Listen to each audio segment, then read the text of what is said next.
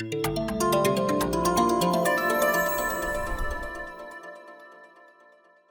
oi, pessoal. Lucas Mamédio aqui mais uma vez. Eu gostei, hein, Thiago?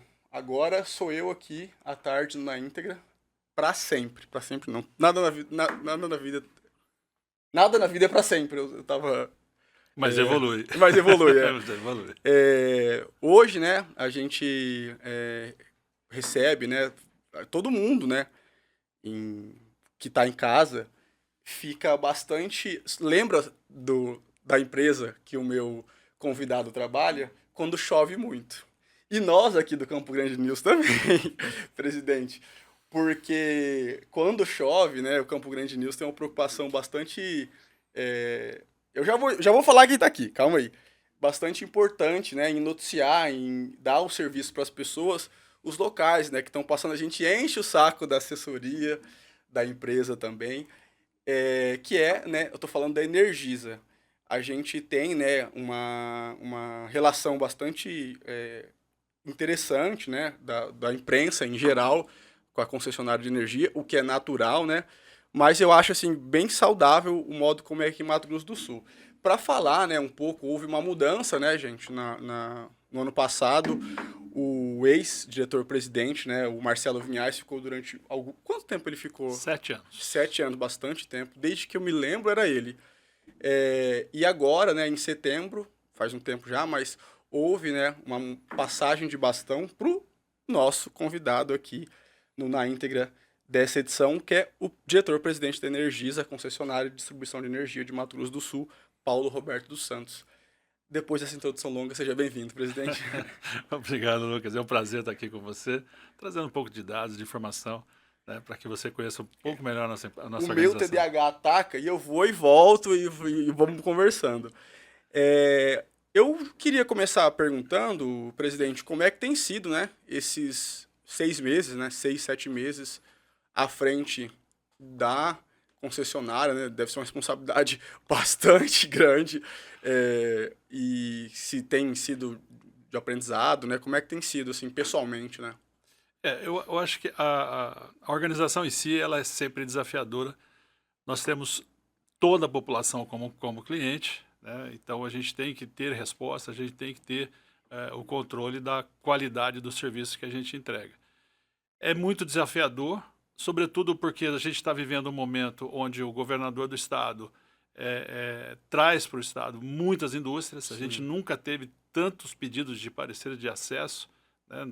Para que você tenha uma ideia, nos últimos 3 meses foram mais de 1.300 indústrias Sim. consultando a Energisa para se instalar aqui, se existe energia, como é que quanto custa fazer uma conexão. Enfim, isso para a gente surpreende. Se você relacionar a nossa história de Enersul, Energisa, nos seus 47 anos, nós Uhum. acumulamos 3.700 grandes clientes industriais. Uhum. Em menos de 6 meses, nós tivemos mais de 1.300 pedidos. Então, você vê que a taxa de crescimento industrial... E é interessante, porque o Estado ele sai da condição de um Estado agro Uhum. para um Estado Sim. agroindustrial. Então, o que a Uhum. gente produz, a gente está processando e adicionando valor, né, o que gera emprego, o que gera melhor economia, porque você processa tudo aqui dentro e não exporta o grão, E agora enfim. a gente está no meio da rota bioceânica também, né, que traz esse olhar de passagem, né, enfim, de commodities por aqui e as indústrias de celulose, né, assim, tem várias indústrias que estão assim, elas estão sendo símbolo, né, desse crescimento, assim, né. Isso, porque o efeito logístico do Estado ele muda completamente, Uhum. né? Então você vai ter aqui alguns portos para fazer o transbordo desse material todo, os galpões que estão se instalando para receber esse material, essas cargas que vão ser exportadas. Então, e aí envolve mais coisas, né? Envolve a rede hoteleira, restaurante, porque tudo vai mudar, né? Com a rota bioceânica aqui no estado. Então, isso traz um impacto muito grande e a Energisa está atenta a tudo isso, a esses movimentos todos, para que ninguém fique sem energia. O senhor foi jogado aos leões, né, veio na hora que estava tendo muito trabalho, né, Eu podia ter ligo, começado um pouco antes, né, presidente. Pois é, eu tenho ligado para o Viais, eu falo, Viais, você saiu na hora certa, cara, porque o estado virou uma loucura. É um crescimento. É a dor do crescimento, né? Aham. Eu acho que a gente... É uma dor boa, Sim. né? Mas é uma dor que exige muito da gente, né? O time praticamente não respira. É o tempo todo, 24 horas ali trabalhando, fazendo projetos, fazendo estudos para que todos sejam atendidos. Assim, eu imagino que a gente não faz ideia, né? Eu acho que, assim, as pessoas em geral, né? Eu me incluo nisso, assim, a gente não... Eu percebo que não há, assim, não é pedagógico para as pessoas muito, assim. Primeiro, o que que é uma concessão, depois, o que que a concessionária de distribuição de energia faz, né? Tem gente, muitas pessoas que acham que a Energisa cria energia, né? O nome é muito claro, ela distribui a energia, né? A rede. E como é que é essa relação com as pessoas, né? Porque, assim, qualquer concessionária de serviço público, todas elas são alvo das pessoas em geral, assim, né? As pessoas costumam reclamar mais do que elogiar, assim, é natural, né? Mas como é que é essa relação da Energisa, e eu vejo que é muito boa aqui em Mato Grosso do Sul, né? Para tentar, assim, explicar, não é nem limpar a barra, isso não existe, assim, mas explicar o que é o serviço, como é feito, como as mudanças são feitas, né? Eu acho que o mais importante assim, é entender o sistema, né? Você tem um sistema de geração de energia, que são algumas empresas. Você tem a transmissão da energia, que são aqueles ninhões, que são Uhum, outras empresas. E tem as distribuidoras de energia. Então, por exemplo, a Energisa, que é uma distribuidora, ela não pode ter uma transmissora e muito menos uma geradora. Então, a gente se limita ao uhum. trabalho de distribuição. Todos os ativos são da União, não são nossos. Então, a gente administra esse ativo, a gente faz a instalação do equipamento, dá a manutenção, opera tudo isso, mas é um ativo da União. Então, eu tenho a Uhum. concessão de operar, né? Evidentemente, você tem uma tarifa, né? A Energisa, como ponta do sistema, ela é responsável pela emissão da conta, e aí a gente tem que explicar nessa conta que de cada R$ 100 de uma conta de energia, 24 são nossos. Sim. O restante é a energia, propriamente que vai para geradoras, as transmissoras recebem sua parte e os impostos, que são o grande filão dessa conta toda. E assim, eu imagino que também que lá dentro é um refino tecnológico, técnico muito grande, né? E imagino que exista bastante investimento também na área de eficiência. Como é que funciona assim? Essa é outra dimensão que eu acho que era interessante a gente trazer, porque eu sou muito curioso nisso, né? Assim, eu passo lá em frente à Energisa muitas vezes, né? Eu sou do interior do estado e quando eu vou lá pro sul, eu passo em frente à Energisa. E eu vejo aquele prédio lá tem muitos equipamentos, eu imagino assim que seja um nível de refino técnico que as pessoas não têm noção como funciona, né? E também de monitoramento, né, da rede. Isso. Eu acho que o mais importante é o cliente, né? O cliente hoje, ele é um cliente, é um clique. Uhum, Ele clica lá, ele faz uma compra, ele clica, ele já sabe onde essa compra está, que dia que chega, hoje tudo é muito rápido. E para acompanhar essa resposta que esse cliente exige, a gente também teve que investir muito na rede. uhum, Então, aparentemente, você olha para as ruas, para as avenidas, você vai ver poste, fio e cruzeiro. Parece que é só isso. Mas, na verdade, a gente tem um arcabouço de sistemas, de supervisores, de automação muito grande. É uma das empresas mais automatizadas hoje, uhum. né, do estado. Acho que, sem dúvida nenhuma, é a Energisa. A gente tem mais de 150 subestações, nenhuma delas são assistidas. Todas são automatizadas, existe um centro de operações que eu controlo todas as subestações aqui de Campo Grande. Uhum. Na rede, a gente tem dispositivos também, que a gente chama de religadores, são religadores automáticos, que fazem o monitoramento de tudo que está acontecendo na rede. Uhum. A gente nem percebe, às vezes você tem um curto-circuito numa determinada região, o próprio sistema, ele é robotizado, ele começa a reconfigurar o sistema de modo a deixar o mínimo possível de clientes, né, Não tem uma naquela intervenção intercorrência. humana ali Não. naquele momento. Né? Então, assim, do ponto de vista de reconfiguração do sistema, esse é um robô que faz. Sim. Então, caiu energia aqui na Antônio Maria Coelho. Ele vai abrir chave, fecha a chave, vai isolando, até ele deixar o mínimo possível de clientes afetados por aquela Uhum, uhum. ocorrência. E aí sim a equipe vem, aí é um trabalho manual, porque muitas vezes é uma árvore que caiu, é um poste que foi abarroado, aí tem o trabalho das Sim. equipes, que é um trabalho muito pesado. E aí cabe um fator que a gente precisa dizer, né? Às vezes, quando você tem uma falta de energia e a energia retorna, o cliente acha que eu só cheguei naquele momento. Então você está lá Ah, 2, entendi. 3 horas sem Uhum. energia, aí volta. Aí as pessoas pensam assim, nossa, a energia só chegou agora. Na verdade, eu já estou trabalhando nisso há muito tempo. É que as Sim, ocorrências às vezes são complexas, eu preciso da defesa civil para limpar uma rua, tirar uma árvore que caiu sobre a rede. Né? Então isso demanda muito tempo, trocar uma cruzeta, você tem que isolar uma rua, impedir a passagem de transeuntes ou veículos. no caso de interrupção do fornecimento, não é assim, quanto que a ligação, né, das pessoas para a Energisa ou o contato é importante, ou hoje em dia já nem faz mais sentido isso Não, ela assim. é importante. É importante porque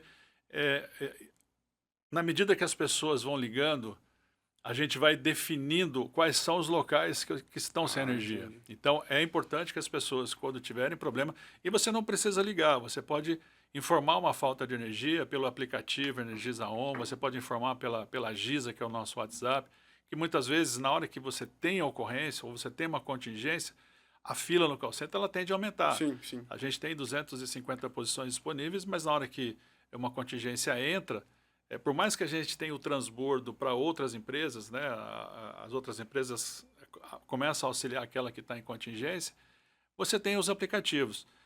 E aí a gente começa, na medida que as pessoas vão reclamando, eu vou fazendo a identificação do defeito provável, Sim. porque isso orienta para onde a equipe vai. Se é um transformador, se é um ramal, se é uma linha. Então, tudo isso é uma inteligência artificial que roda dentro do sistema, né, e auxilia na identificação do ponto exato do problema. E eu acho assim, a tecnologia faz muito sentido quando eu trabalho em rede, assim, né? Quando precisa de informação rápida e resolver rápido, né? Automatizar isso faz muito mais sentido, né? Claro, hoje você não consegue trabalhar sem automação. Só para você ter uma ideia de número, hoje eu tenho mais de 280 robôs operando dentro da empresa, Uhum. calculando esses processos para que a gente possa ter um atendimento, uma resposta mais rápida ao Uhum. cliente. Né? E é caro isso, presidente? Não, é Não caro isso. é caro, Claro. é caro, mas no longo prazo a gente acaba compensando, porque o que você ganha de tempo, porque cada vez que falta energia, é energia que eu deixei de vender. Sim. Então, às vezes as pessoas falam assim, a energia não aparece, fica 1 hora aqui, 2 horas É do sem chegar. interesse da Cara, meu concessionária. interesse é ligar o mais rápido possível para que você Aham. volte a consumir. Né? Então, assim, ó, nós temos lá em Minas Gerais, na cidade de Cataguases, até porque o nosso CEO ele vem do Vale do Silício, Uhum. né? Ele ficou muito tempo lá, gosta de inovação, e lá no Vale do Silício, que é o Silicon Valley, Sim. né? A gente construiu lá em Cataguases tem um rio que chama Rio Pomba. A gente criou o Pomba Valley. Ah, eu achei que era o Vale do Pomba. É o Pomba Valley. Né? O Pomba Valley é uma central de um centro de inovações. Nós já temos mais de Muito melhor. 100 startups. Né? Uhum. São garotos ali, a molecada que voa, que desenvolve sistema, robôs, Sim. aplicativos. Esses aplicativos da Giza, do Energisa On, veio tudo desses garotos. Uhum. Né? Equipamentos novos. Então, assim, é uma moçada que está ali trabalhando 24 horas, respira inovação, tem contato com as tecnologias, as melhores técnicas e equipamentos de automação, de inteligência artificial. E todo dia tem uma ferramenta nova aqui para a gente poder dar um pouco mais de qualidade para o nosso serviço. No comecinho eu citei rapidamente, né, que quando chove forte em Campo Grande, com o tempo a gente vai aprendendo isso, né? Pode esperar que daqui a pouco a redação fica um pouco conturbada, né? Que tem que liga para um, liga para outro, começa a chegar muita coisa, né, de estragos, de quedas de árvore e consequentemente, né, há algumas regiões, tô falando de Campo Grande, mas é assim em toda a cidade, né? Que ficam com interrupção de energia, cai fio, cai poste, enfim, é a natureza. Como é que a gente, o jornalista é meio desesperado, né? Mas tem de manter a calma. Mas o nosso trabalho é tão somente cobrir, né? Pegar a informação, explicar. O de vocês é ir lá e arrumar, né? E como é que existe uma sensação. Porque e eu já comentei na redação, falei, gente, se aqui tá um caos, você imagina lá na Energisa. Fica muito caótico lá, presidente. Todo mundo fica assim. Não, a gente tem. Então vamos lá. Eu precisava destacar 2 pontos aqui. Aham. Vamos falar de contingência. Eu preciso destacar 2 pontos. O que angustia o consumidor? É a falta de informação.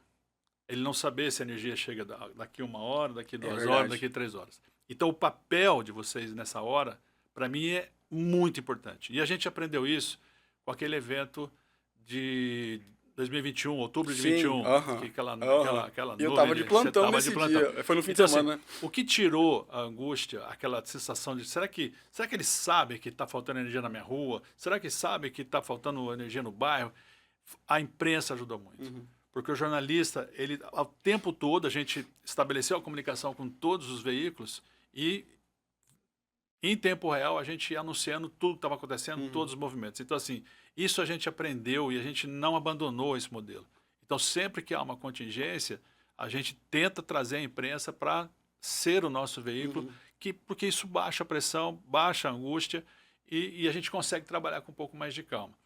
Do ponto de vista da contingência em si, a gente faz treinamentos, Sim. né? Então, assim, numa situação de dia normal, a gente não avisa nenhum funcionário e alguém vai lá e simula, por exemplo, uma contingência, uma subestação que queimou.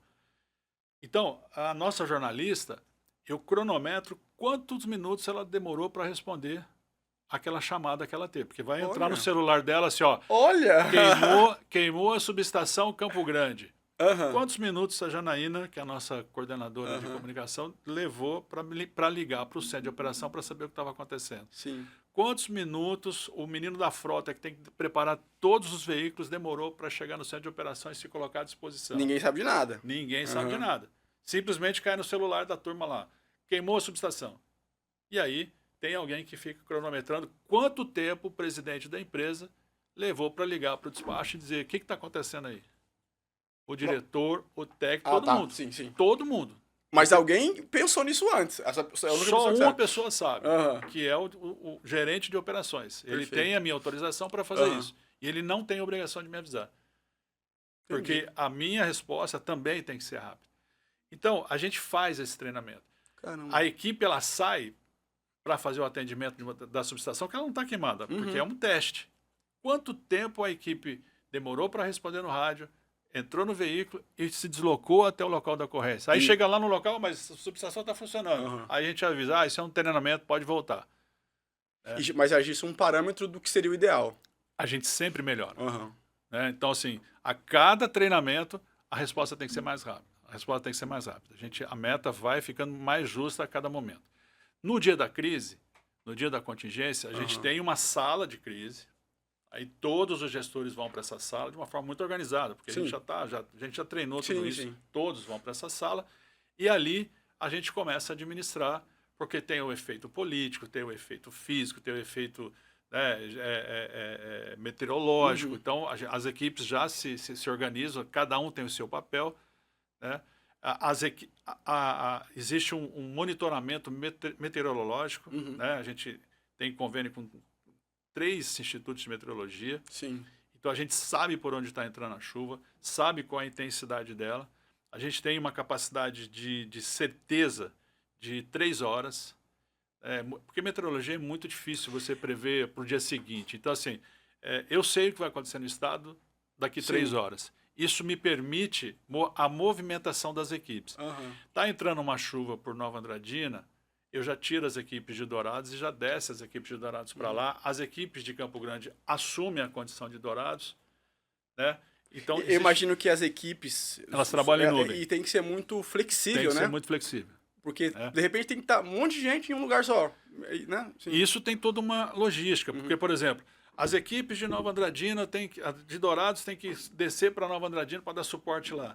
Aí eu tenho uma outra equipe aqui que eu tenho que já estar procurando os hotéis, onde vão ficar esse time, onde vai pousar, vai precisar ficar mais de um dia lá. Então é todo um trabalho, por isso que tem o treinamento. O processo é importantíssimo. O processo né? é importante e a gente passa, então, 6 meses treinando, porque as chuvas começam em setembro e vão terminar agora em março. A gente está em período de crise, esse final de semana foi uma situação muito difícil, né?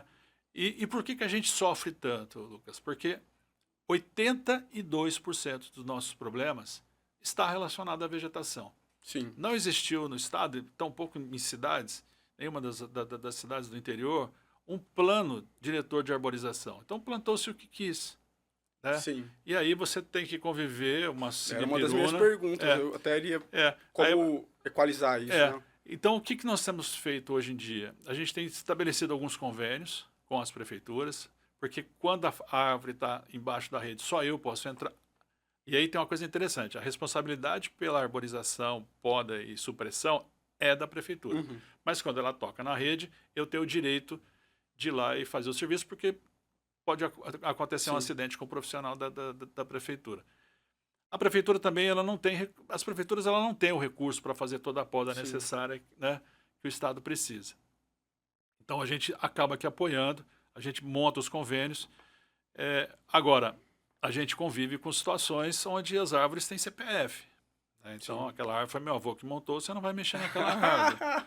E aquilo ali vai derrubar a rede toda vez que chover. E não é só o que derruba uma rede, não é só a chuva, é o vento. A minha sombra, né? Vai tirar a sombra do meu carro. Pois é.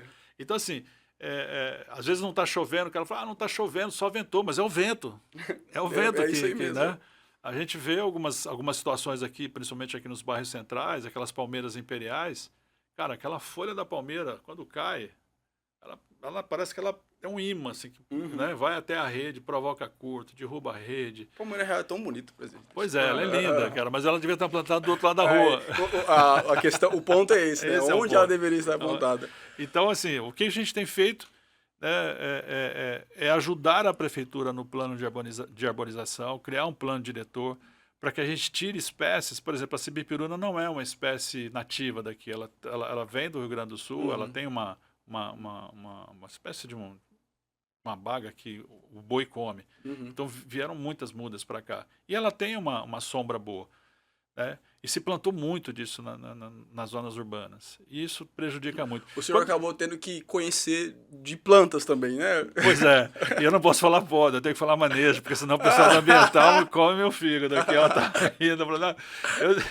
Engraçado que assim, você vai descobrindo as coisas, porque meu ramo sempre foi energia. Sim. E aí eu descobri que tem um sistema apical da planta, né? Que fica, é uma almofadinha que fica na última copa da árvore. Aprender, né? Que ela que guia o sol, ela que dirige a árvore. Então, cara, você não pode cortar aquilo, porque aí a árvore vai, né, ela se perde. E aí a gente vai aprendendo, cara. São coisas que os ambientalistas... Onde que o senhor foi se meter? Eu brinco, que de hora eu não sei se eu sou eletricista ou jardineiro. Né? Se em algum momento quiser mudar, né? Os ares, já... Então, assim, só para concluir aqui, a gente tem auxiliado as prefeituras, quando é possível, criar um plano diretor. Nós temos um viveiro de mudas aqui, a gente faz muitas doações para as prefeituras. Algumas pessoas acham que o presidente da Energisa não gosta de planta. Eu amo planta, né? Porque eu só podo árvore. Vamos registrar, né, pessoal? Deixar claro aqui que eu gosto de planta. A minha esposa, ela tem uma horta lá que eu ajudo ali. Eu gosto de plantar as minhas hortaliças, essas coisas. Mas a gente tem que administrar isso. Né? Não, mas foi o que o senhor disse no início, né, da sua fala. Não houve planejamento, né? Então, assim, não é uma questão de gostar ou não gostar, é um fato, né? E realmente, assim, eu acho que o problema de planejamento urbano no país é de todas as naturezas, né? De todas as áreas. E recentemente a cidade de Campo Grande recebeu o título de cidade das árvores, né? Mundial, é uma das cidades mais arborizadas do mundo. Então, assim, é difícil lidar com isso, né? Porque, cara, na medida que eu corto a árvore, que eu suprimo a árvore, eu vou perdendo pontuação nesse ranking. Então, a gente tem que trabalhar. Muitos interesses, né? Muitos também interesses. nisso, sim. Eu acho que tem relação com isso já, né? Assim, controvérsias à parte, né? Nós temos, né? Estamos num debate vigente aí sobre questões climáticas, né? Aquecimento global, vários eventos climáticos que não eram para acontecer em momentos específicos, né? E eu imagino também que seja de grande interesse, né, da Energisa, das concessionárias de energia em geral, acompanhar isso, porque, assim, a gente passa por situações de fortes ventanias, chuvas fortes, né? Como o senhor vê, né, esse debate hoje em dia, né, e como que a Energisa se coloca nele, assim. E eu vou mais longe um pouco na questão de sustentabilidade em geral, né? Eu acho que isso é legal também. Eu acho que quando a gente fala de eventos climáticos, né, severos, o estado do Mato Grosso do Sul é um estado que sempre conviveu com isso, Sim. né? O estado do Mato Grosso do Sul, sobretudo o sul do estado, é conhecido mundialmente como o polígono dos tornados.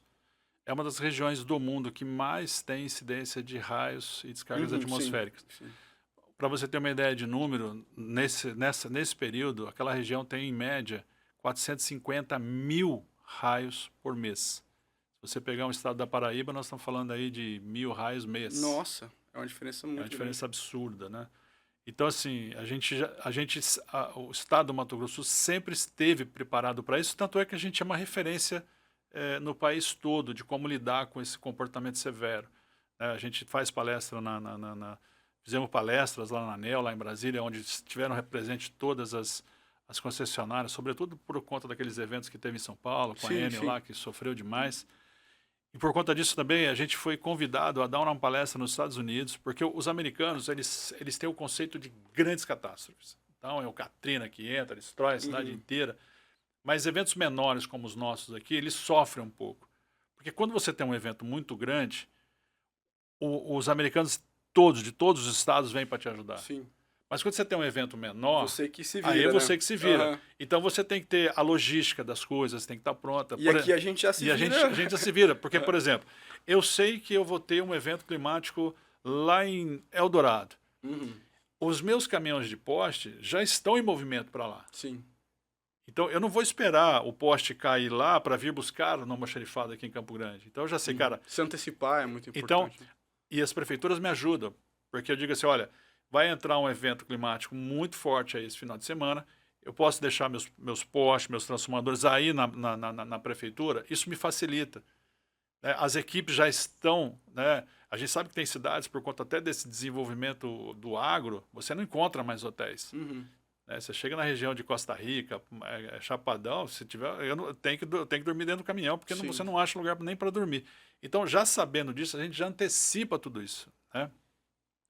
E nesse contexto de eventos climáticos severos, eu tenho as ondas de calor, que foi uma novidade para nós. Sim. Né?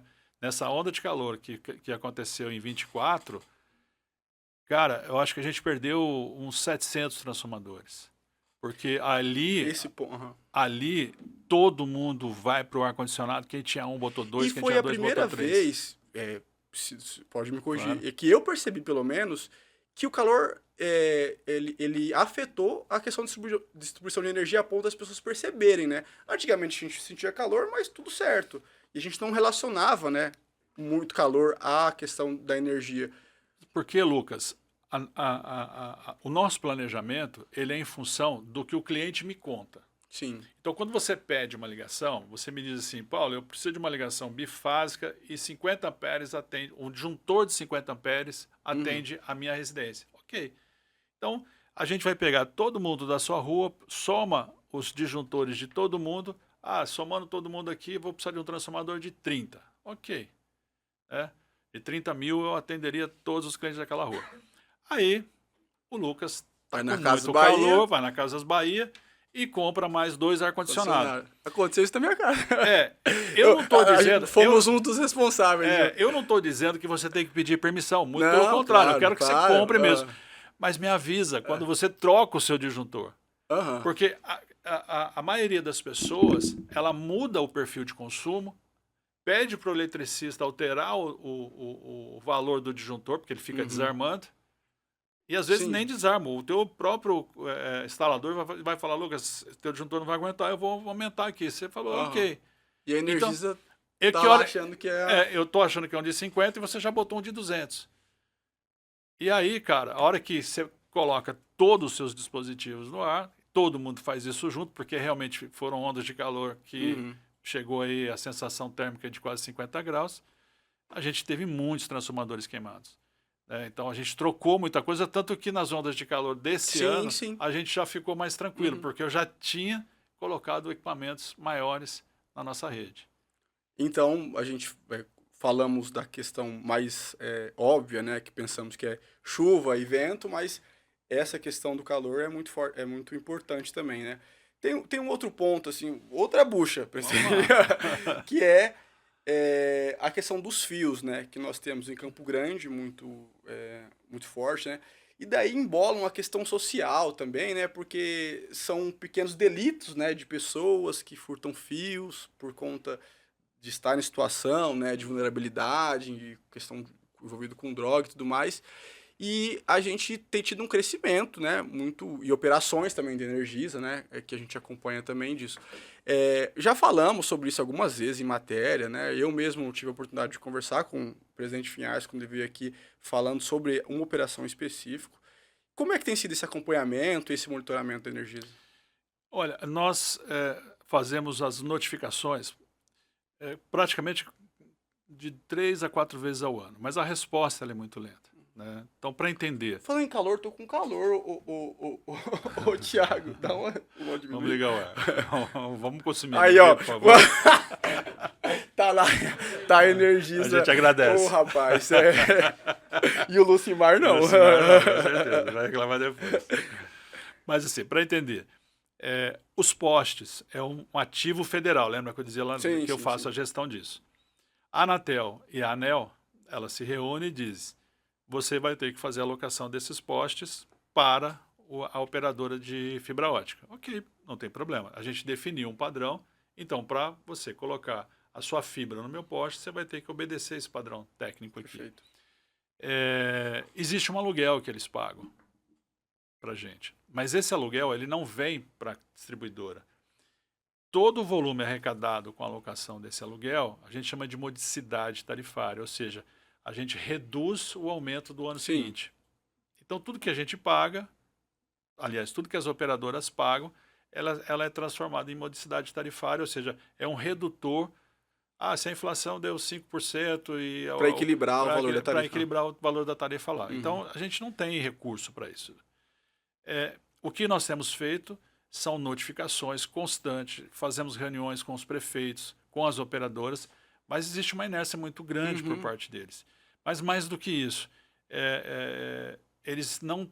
É difícil eles manterem o padrão construtivo, apesar deles assinarem os contratos, apesar deles saberem quais são as especificações técnicas, como que ele tem que fazer, como que é o padrão de instalação, ele não respeita, né? Muitas vezes porque o eletricista não passou por treinamento, então ele bota aquela fibra de qualquer jeito, fica aquela barriga lá que Sim. é horrível de ver, porque é uma poluição visual Sim. muito ruim. E ainda você tem o agravante dos pequenos furtos, porque as pessoas que estão furtando esse tipo de cabo não sabem que aquilo é uma fibra. Então ele corta achando que é um fio, Que é cobre. aí ele descobre que não é cobre, aí ele larga aquele fio caído ali, aquilo ali bate em carro, em moto, bicicleta, e acaba trazendo transtorno, inclusive do ponto de vista da segurança. Então, junto com o Ministério Público e a Secretaria de Segurança Pública, nós temos feito ações, né? A Assembleia Legislativa nos apoia, a Câmara também está entrando nessa briga para a gente poder ter um posicionamento firme dessas operadoras de celular. E ainda tem um outro elemento ainda, cara, porque quando a gente fez aquelas ações lá no centro, ali na Rui Barbosa, no centro da cidade, nós descobrimos um volume gigantesco de ligações clandestinas. O famoso gato, eu ia perguntar. Gato de fibra ótica, não é o gato de energia. É o cara que não tem... É uma onça, não é um o gato. cara que não tem o contrato de uso mútuo do poste, de locação do poste, que vai lá e põe a fibra dele. De empresas, então. De empresas. São empresas que estão colocando a fiação ali sem ter o contrato de utilização dos postes, de forma irregular, e aí sem padrão nenhum. Sim. Né? Por isso que também que fica aquela bagunça no poste.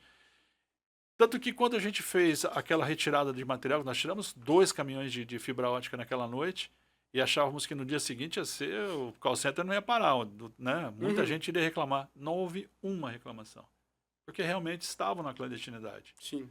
Eu tirei a fibra dele num dia, no outro dia de manhã ele estava colocando uma outra fibra lá. Então a gente tem que continuar esse trabalho. É um trabalho assim... eu tenho que parar minhas equipes, então, a parar uma energia equipe, gasta com um negócio exatamente, que... parar uma equipe que deveria estar fazendo a recomposição do sistema, fornecendo energia para alguém, para tirar um cabo que não é Uhum. meu. Mas, Né? assim, isso ainda é um problema. Isso é um problema, não é Aham, isso também não é uma prerrogativa de Campo Grande, isso está aham, acontecendo em todas as cidades do país. uhum, A Anatel perdeu a mão, né, na gestão disso tudo, né, sobretudo com relação aos clandestinos. E a gente vê alguns prefeitos, até aqui no estado, o governador, né, emitiu uma medida que vai punir, vai uhum. aplicar multas para quem não resolveu o problema. Voltando ao ponto, né, que a gente começou a conversar em relação ao crescimento do Estado, eu tenho uma dúvida que é assim, por exemplo, a Arauco vai abrir, né, lá em Inocência. E aí vai ser a maior indústria celulose do Brasil, da América, nem sei, é grande, É grande, uma das maiores do mundo. do mundo isso. Como é que uma empresa desse tamanho, como é que funciona? O que que a Arauco faz primeiro? Chega lá, fala, presidente, É isso aí. tô montar um negócio aqui, Começa. entrega. É, esse planejamento ele vem acontecendo já há 2 anos. Né? É Aham, importante assim, nós não chegamos lá, né? Então há 2 anos, porque é, primeiro a gente tem que planejar os alojamentos. Quantas pessoas vêm, quantas casas você vai a criar, cidade a afetada. cidade, né? Depois o canteiro de obra, é outro fluxo de energia. Depois a indústria em si, né? E todo o entorno disso tudo. Então, por exemplo, Arauco lá em Inocência, nós já estamos trabalhando há 2 anos, é, diferentemente do que aconteceu em Ribas, por exemplo, as pessoas, os empreendedores hoteleiros, por exemplo, saíram na frente. Né? Sim, Antes da Arauco começar, a Energisa já tinha ligado mais de 8 hotéis na sim. cidade. Os caras estão, né, se preparando. É, a força de mão de obra da Arauco, que deve atingir mais ou menos uns 15 mil a 16 mil colaboradores para a Aham. construção da fábrica, esse pico vai acontecer o ano que vem. Né? E nós já temos 4 alojamentos de 1.400 Uhum. A gente estava unidades lá essa semana, já uma equipe de pronto. reportagem. Né? Nós já estamos ligando esses alojamentos. A Arauco vai construir a cidade Arauco, Uhum. que aí é para os profissionais que vão operar a fábrica, são 4 mil. Né? Então nós temos acompanhado o crescimento comercial, as concreteiras que já estão se Uhum. posicionando ali para fornecer o concreto, o núcleo industrial que o Toninho, que é o prefeito de Inocência, criou ali na entrada da cidade. Então, que tipo de cliente ele vai receber ali? São metalúrgicas, são empresas processadoras de algum tipo de produto. Então a gente está acompanhando tudo isso em tempo real. Tem uma equipe lá com o Toninho que fala com ele todo dia, Uhum. todo empresário que chega lá, Toninho, eu estou querendo montar aqui um A supermercado. Eu já Energisa, fico por sabendo. exemplo, também mudou o efetivo dela lá. Aham. Mudamos. Né? Principalmente essa parte comercial, a gente mudou completamente. Porque eu não posso esperar o cara começar a obra dele para pensar em como é que eu vou Aham. fornecer energia. Eu tenho que sair junto com ele. Uhum. Porque as coisas estão muito rápidas. Se você teve lá, você viu aqueles alojamentos, são Uhum. alojamentos Uma colega pré-moldados, que foi, mas a né? equipe do Campo Grande São não tinha. alojamentos pré-moldados quando o cara falou, eu vou construir, Mas eu é, fui para Ribas quando tava no mesmo estágio mas da completamente Suzano. diferente. É diferente? É. A forma como está se conduzindo, Qual a diferença? porque Ribas não se preparou. Hum. Né? Então você viu aqueles hotéis feitos com containers, Aham. as ruas ainda todas sem asfalto, tudo girando em torno da rodovia, que é um perigo, é uma Sim. insegurança muito grande. E a cidade praticamente ela cresceu de dentro para fora. Né? As pessoas abandonando suas residências para alugar para Suzano e indo morar Uhum. numa barraca Meio de atabalhoado, campo, né? meio atabalhoado. A Inocência Ah, aprendeu tá. Eu com entendi isso. agora. Aham. Né? Então, a Inocência já cria as vilas, já estão criando aonde vão ficar as concreteiras, Uhum. aonde vão ficar os alojamentos, aonde vai ser o núcleo industrial. Então, está muito bem organizado. Uhum. De novo, né? Você aprende com o erro do outro. Né? Sim. Então, Três Lagoas foi muito difícil esse movimento, mas passou um período muito longo. Né? Quando a gente começou a estudar Ribas, eu fui para Campinas lá, porque lá é elétrico, eu queria Uhum. entender como é que foi o crescimento. Então a gente se planejou aqui, a gente construiu uma E já subestação tem essa muito curva de antes. aprendizagem de Ribas para atender a Inocência, né? Exato, exato. Uma pergunta by Lucas. Eu, Lucas, vou lá, pego o meu boletim da Energisa todo mês e pago. Eu pago, eu tô em dia com a Energisa. Que bom. A Arauco não paga um boleto, né? Como é que funciona esse contrato com a Energisa dessas grandíssimas indústrias? É um boleto, na verdade é uma conta, né? É uma Que conta. chega para eles lá. Só que tem ali essa conta discrimina o que ele gastou dia a dia, o que foi energia ativa, reativa. É uma conta diferente, porque é um industrial diferente, mas ele recebe uma conta, tá lá. Ele tem um CFO lá, que é um diretor financeiro, que ele vai receber um documento com, né, com todos os gastos. Não, mas eu pergunto porque é uma demanda, né, da rede muito grande. Então, assim, grande. é um olhar especial, São né? milhões de A reais. Energisa não olha especialmente para a casa do Lucas. Eu entendo isso, porque são várias casas domiciliares, mas indústrias dessa dimensão, né? Não, são contas especiais. Existe um gerente de conta. Eu tenho um gerente de conta aqui. Antes de mandar o e-mail para o cara, olha que você vai pagar, o cara já checou pontualmente cada linha, cada detalhe, porque são contas milionárias. Estou falando de milhões mês. Imagino, para tudo, desde esse momento agora, né, que é da Exatamente. construção, até quando ela vai começar a rodar, né? Bom, presidente, eu acho que é isso. Falamos bastante. Foi um prazer. Obrigado, viu? Eu que agradeço. Por ter vindo aqui ao Campo Grande News. Eu desejo muito, muito boa sorte, né? Nessa continuidade. Vai dar tudo certo. É importante para todo mundo que dê certo, né? Não é nada pessoal, não existe isso, assim, né? Não é uma torcida pelo presidente, é uma torcida por pela tudo, Energisa. assim, Eu acho que é um serviço público, a gente tem a responsabilidade de levar qualidade de vida para as pessoas. Energia é conforto, energia é transformadora. Então a gente tem essa responsabilidade. Quando falta energia, eu fico muito mais preocupado que quem está sem energia, porque vira é todo um processo que gira lá dentro. A gente tem que atender todo mundo, fazer que a resposta seja o mais rápido possível. Torçam você em casa também, viu? Porque o presidente Paulo é gente como a gente. Deixa que eu esquecer, ele veio das bases É que assim, eletricista a gente remete ao rapaz que vai... É isso aí. É isso mesmo. A tomada de casa? Exatamente. Perfeito. Vai lá, começa lá no começo. O Marcelo foi estagiário. Não, isso é muito legal. O Marcelo foi estagiário no grupo, foi conquistando o seu espaço. Foi dentro do próprio grupo? Do próprio grupo. Você eu também. A minha história começa em São Paulo. Né? Eu começo como eletricista lá na Eletropaulo, que é a distribuidora de São Paulo. Ali eu ocupei todos os cargos. Né? E em 2010, eu fui convidado para assumir a posição de gerente de perdas aqui. Sim. Quando fiquei até 2017, quando eu assumi a diretoria. E o ano passado eu assumi a presidência. Mas eu passei por todos os estágios da empresa, todos os departamentos, né, comercial, técnico, enfim. É uma história, são 40 anos de história. Para cuidar, então, da nossa distribuição de energia aqui em Mato Grosso do Sul. Eu agradeço ao presidente, agradeço a comunicação da Energisa também.